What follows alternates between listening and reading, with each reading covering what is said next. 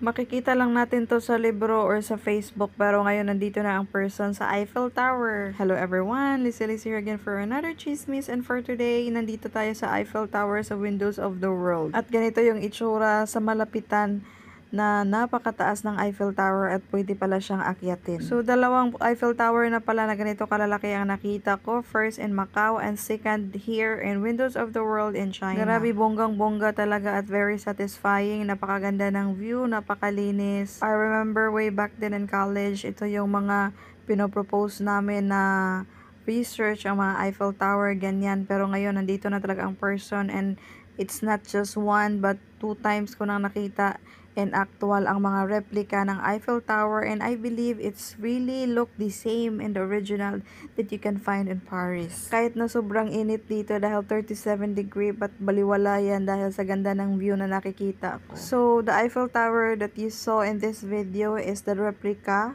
of the real one that is found in Paris, France. But although it's a replica, it's really look the same sa original. And I'm very grateful to my employer na sinama ako dito. Of course, may mga entrance fee ito. And sinama ako dito na libre. The problem lang is, of course, wala tayong mga picture na mga pretty dahil nga nahiya naman tayo magpa-picture sa amo. Oy, sinama nga lang tayo tapos bibigyan pa sila ng responsibility to take as photos. So, wag na. Okay na tong mag-video-video ako. So, alam niyo ba dito sa Hong Kong, marami ding mga Filipino na nagtutour dito sa Windows of the World. Kasi merong agency dito sa Hong Kong na nag-o-offer na tourists or nag-offer ng mga Pilipino for applying visa, and meron silang mga certain package para makapunta kayo dito. And if you're interested, feel free to comment down below para ma-replyan ko kayo kung ano yung mga agency.